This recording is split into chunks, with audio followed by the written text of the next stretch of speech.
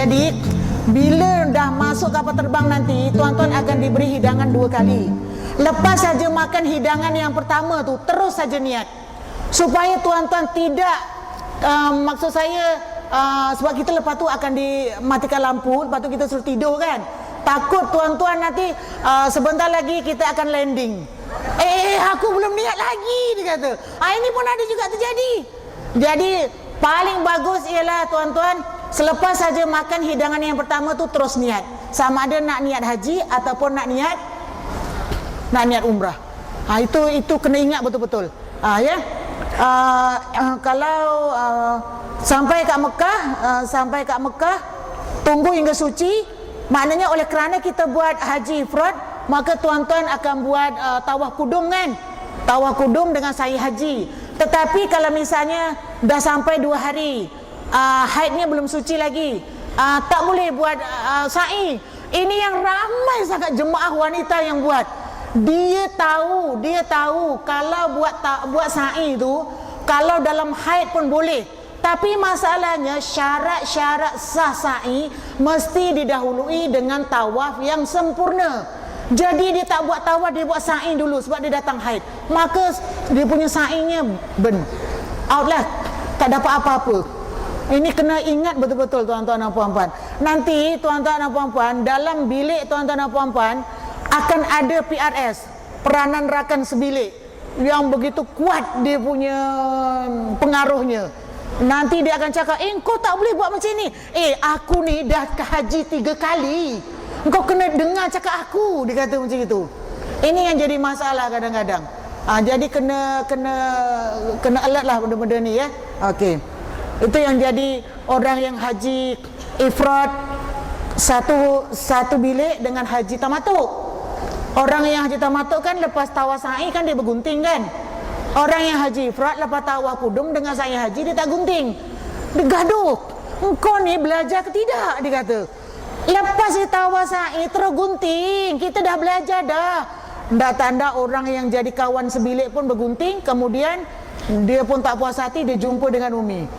Saya tak cakap tuan ni buat haji apa, saya tak tanya. Saya cuma cakap, tadi semasa dalam kapal terbang niatnya macam mana? Itu aja. Saya takkan tanya dia buat haji apa. Cuba bacakan lagi niatnya tadi apa? Saja aku mengerjakan haji dan aku berharam dengannya kerana Allah Ta'ala. Sahihlah dia buat haji ifrad. Okey, tadi dah gunting dah. Dah sebab kawan tu suruh. Saya kata yang ikut kawan kenapa? Dah dia suruh. Kalau kawan suruh masuk tempat tandas kamu, kau masuk juga, dia kata. Maka kena dam lah, saya kata macam itu. Haji saya macam mana? Saya kata salah, saya kata. Cuma macam baju kita tu tertarik paku ke apa, koyak sikit lah. Jadi macam robek sikit lah. Tu. Kemudian kalau belum suci juga, kalau dah suci buat tawaf kudum dan sa'i haji. Kalau belum suci, jagalah 13 larangan dalam ihram tu. Ya. Kemudian 8 Zulhijjah baru berangkat ke Arafah.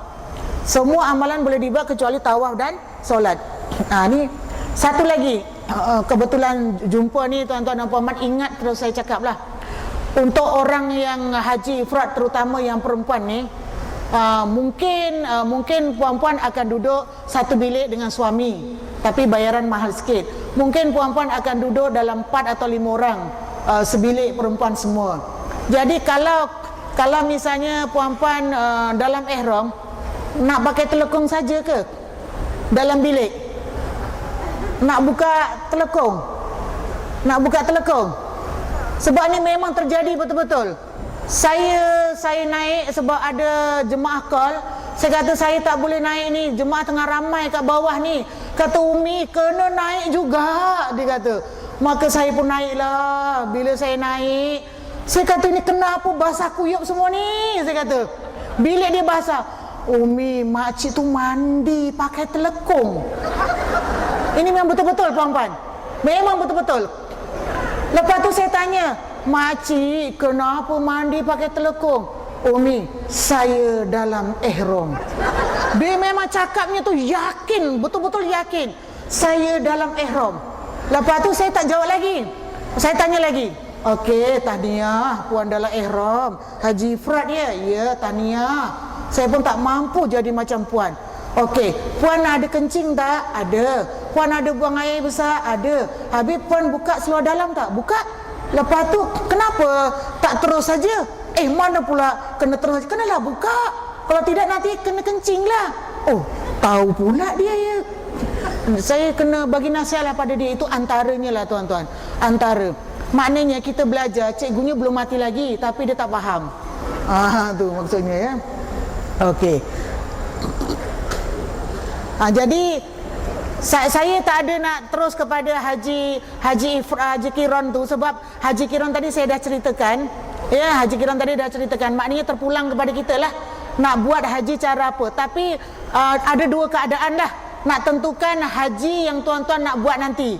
Sama ada haji tamattu, haji kiron ataupun haji apa tadi?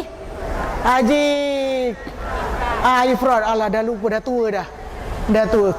Jadi berdasarkan JPH, jadual penerbangan haji nanti dapat, kemudian waktu wukufnya dah hampir ataupun tidak. Lepas tu tengok juga sama ada kita ni penerbangan akhir ke Madinah ataupun ke Mekah. Itu semua kena bincang sama-sama suami isteri lah, ya, supaya perjalanan haji kita tu ceria, seronok ya tuan-tuan dan puan-puan ya. Jadikan ini haji yang pertama dan terakhir. Kalau ini yang untuk pertama, cuba saya nak tengok yang kali pertama yang dah dapat lah untuk tahun ini, yang pertama, belum tahu lagi. Ataupun yang sama ada dapat ke tak dapat, tapi yang kali pertama lah, belum pernah buat haji. Cuba tengok. Oh, Alhamdulillah, tahniah kerana belajar. Mudah-mudahan saya doakan semua tuan-tuan dan puan-puan akan dapat menjejakkan kaki sana dan melaksanakan rukun Islam yang kelima, insya-Allah ya. Jangan give up. Doa, minta Allah supaya sampaikan hajat kita ya. Okey. Ini dah selesai pendahuluannya. Pendahuluannya dah selesai. Kebanyakan pengajaran saya memang pakai macam ini tuan-tuan. Ya, pakai macam ini. Tapi walaupun pakai macam ini, saya still juga ambil mana yang telah ditentukan oleh tabung haji, bimbingan tabung haji. Cuma saya buat bentuk yang lain dah. Ya. Dan saya bagi nota kepada jemaah haji saya pun saya buat bentuk macam ini sebab lagi mudah. Dan saya dah bagi kata kalau tuan-tuan tak dengar ceramah saya, tidak boleh ambil nota saya sebab terlalu ringkas, saya tak faham. Ya, okey. Jadi ini kita berhenti dulu untuk haid. Nanti hujung tu nanti ada soalan-soalan mengenai haid. Ini contoh ya, contoh.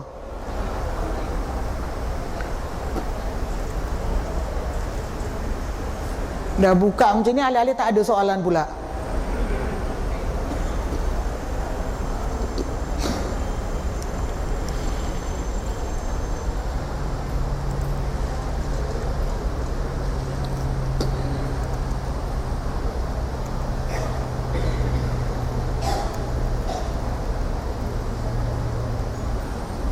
Saya tengok dulu ya. Okey, ada.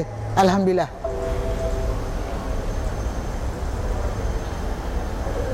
Okey. Boleh teruskan? Dah mula mengantuk? Okey, saya duduk dulu ya. Saya nak minum sekejap.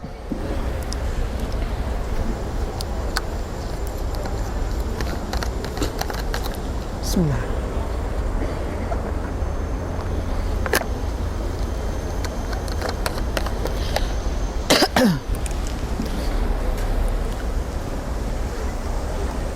Ini antara kandungan lah, tapi saya tak adalah terlalu detail ya.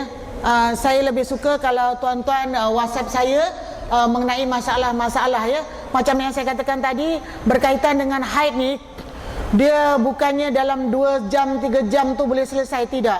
Sebab dia based on mengikut kedudukan diri masing-masing. Sebab setiap orang tu berbeza, dia punya masalah haidnya tak sama. Ini cuma basic saja. Jadi kalau ada masalah boleh terus WhatsApp dengan saya, insya-Allah kalau ada masa. Tapi tak adalah on the spot saya nak jawab, tidak. Maknanya ada masa saya nanti akan jawablah ya. Okey. Jadi ini saya ambil yang penting-penting aja dulu tuan-tuan ya. Ini toharah, ini mandi, mandi sunat ihram, mandi untuk masuk ke Madinah. Cuma saya nak kongsi di sini ialah daripada ramai-ramai jemaah yang bertanya pada saya mengenai masalah mandi sunat ihram ni, ada yang mandinya tu dia bukan mandi daripada atas, mandi setakat sini aja macam mandi hari biasa. Saya kata mandi sunat ihram ni ataupun mandi sunat musafir ni dia sama macam mandi hadas besar. Lepas tu dia kata, kenapa Umi tak kabur? Dia kata, oh saya minta maaf lah, saya tak perasan. Itu ajalah ya. Jadi sekarang ni mungkin yang puan-puan akan hadapi di sana mungkin hanya haid istihadah. Haid istihadah dengan fasad. Mungkin nifas tak ada kot. Sebab kalau pergi ke sana ada yang bersalin ke? Bersalin kat sana ke mengandung. Setakat ni tuan-tuan, puan-puan tahu tak kalau mengandung tu tak boleh nak pergi ke Mekah? Kalau mengandung tak apa. Tapi ini berlaku pada saya, ini tahun 2019 kan, 2017 di bawah selian saya di Hotel Bisyarah Mawaddah. Jemaahnya jemaah KT akhir. Jadi macam mana saya tahu, dengan doktor tahu yang jemaah ini sudah syarat mengandung apabila suaminya minta dengan doktor ubat untuk selsema. Lepas tu bila dah bangun dia tanya dengan doktor, selsema ni untuk ada tak efek pada orang yang mengandung? Dia kata tak ada, kalau setakat 2 bulan 3 bulan tak ada. Isteri tuan mengandung berapa bulan? 8 bulan. Jadi doktor yang duduk tu terus berdiri. Biar betul. Jangan silap. Takkanlah isteri saya mengandung, saya silap, dia kata. Lepas tu dia terus pergi, doktor tu terus jumpa saya kat bawah. Umi, ada bad news, dia kata. Apa doktor? Ni ada jemaah Umi yang mengandung. Memang ada 3, saya kata. Ada 3, yang satu tu baru 2 minggu. Yang tu saya tahulah 3 ni, saya kata kalau buat tawaf pakai kursi roda, saya kata, supaya jangan bleeding, saya kata macam tu. Bukan itu, dia kata. Ini dah nak bersalin. Doktor jangan main-main, dia kata macam tu. Memang betul rupanya tuan-tuan. Memang betul. Sebab kita tahu nak cakap macam mana ya. Itulah bila dah proses, kemudian lepas saja selesai wukuf, siap dia punya tawaf sa'i tu, dia kena balik ke Malaysia tanpa pergi ke Madinah. Dan dia cakap apa dengan saya, tuan-tuan dan puan-puan? Sampai hati Umi ya, laporkan kepada pihak atasan, dengan doktor saya ni dah lah tak pernah pergi ke Madinah, saya kena balik dulu. Apa saya cakap? Sampai hati puan lagi besar, kerana puan menipu kami. Puan dah nak bersalin, sebab kita tak nak risiko kan. Jadi dia kena hantar balik. Masa dia balik tu ada doktor mengiringi dia. Ui, besar pangkat dia. Sebab takut bersalin dalam kapal terbang. Rupanya 2 hari dia balik Malaysia bersalin. Tu tuan-tuan. Saya marahkan jemaah yang satu bilik dengannya. Ada 6 orang. Kenapa engkau orang tak bagi tahu yang dia ni mengandung? Takut Umi, sebab dia bagi tahu dah, jangan cerita dengan orang yang dia mengandung. Aduh, hai. Ini saya bagi tahu pada puan-puan ni, cerita yang benar ni, supaya puan-puan ni yang muda-muda ni, yang macam saya ni, insya-Allah tak ada mengandung lagi lah. Mengandungnya air adalah. Kalau mengandung, cakap aja dengan doktor, dengan tabung haji ataupun dengan pakej gemilang bahawa tak dapat nak pergi untuk tunai haji. Jangan ambil risiko, itu saja. Jangan menipu, sebab kita nak buat ibadat, jangan menipu. InsyaAllah Allah akan bagi peluang kita di lain masa. Itu aja. Ya, okey. Ini kebersihan ni ada 2, 4, 5 ni. Yang saya nak ni ialah ni lah, Nadful ifti tu, cabut guli ketiak dan bulu hari-hari, potong kuku tu. Ini sikit lagi lah. Maknanya kalau sebelum puan-puan dan tuan-tuan pergi haji atau umrah ni, bulu ketiak tu sama ada nak nak di mesin apa, nak dicukur, nak di mesin pula. Apalah, aku ni dah pening dah. Dan juga bulu hari-hari, itu pun boleh.